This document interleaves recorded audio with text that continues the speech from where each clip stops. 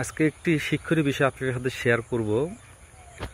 প্রত্যন্ত গ্রামে এক দরিদ্র কৃষক বসবাস করত। তিনি জীবিকা নির্বাহের জন্য দুধ থেকে মাখন তৈরি করে শহরে নিয়ে গিয়ে বিক্রি করত। একদিন কৃষকের স্ত্রী দুধ থেকে মাখন তৈরি করে তাকে শহরে পাঠিয়ে দিল বিক্রি করার জন্য। মাখনগুলো গোল আকৃতির রোল হওয়ায় তার ওজন ছিল 1 কেজি।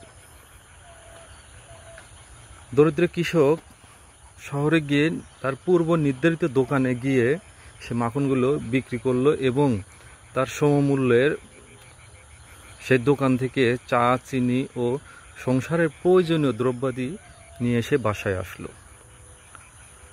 দোকানদার মনে মনে ভাবলো তার কাছ থেকে তো অনেকদিন ধরে মাখন নেই, দেখে আজকে একটু ওজন করে দেখি মাখনের ওজন ঠিক আছে কিনা, কম বেশি আছে কিনা। এটা চেক করার জন্য তিনি মাখনগুলো ওজন করলেন। ওজন করে দেখতে পেলেন প্রত্যেকটা মাখনে 1 কেজির বদলতে সেখানে 900 গ্রাম করে মাখন আছে। এতে সে দরিদ্র কৃষকের উপর ঈর্ষান্বিত হলো এবং ভাবলো যে গ্রামের সহজ সরল একজন মানুষ এইভাবে আমাকে ঠকিয়ে যাচ্ছে। কিছুদিন পর দরিদ্র কৃষক আবার সেই মাখন নিয়ে তার দোকানে গেল এবং দোকানে যাওয়া মাত্রই দোকানদার তাকে বলল, আপনি আমার দোকানে পা রাখবেন না, আপনার মতন চিটার বাটপার লোক আমার দোকানে কোনো স্থান নেই। তখন দরিদ্র কৃষক বলল, আমার অপরাধটা কি?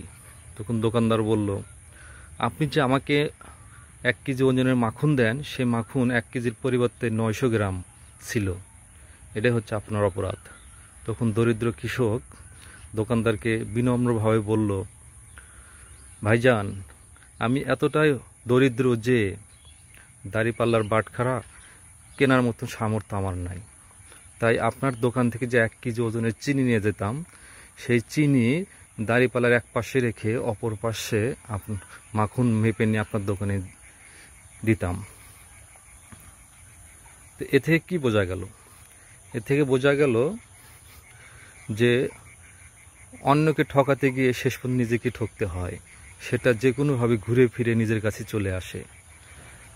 তাই আমাদের উচিত কাউকে ঠকাবো না, কারোকে ঘৃণা করব না, কারোর সাথে অন্যায় করব না। ক্ষণিকের পৃথিবীতে ক্ষণিকের জন্য এসে একজনের হক মেরে খেয়ে লাভ কি? যাই হোক, আমাদের উচিত সুন্দর সমাজ ব্যবস্থা গড়ে তোলার জন্য আমাদের ঘৃণা, হিংসা, অন্যায়, চিটারি বাটপারি ত্যাগ করে সুন্দর সমাজ গঠন করতে হবে। ধন্যবাদ।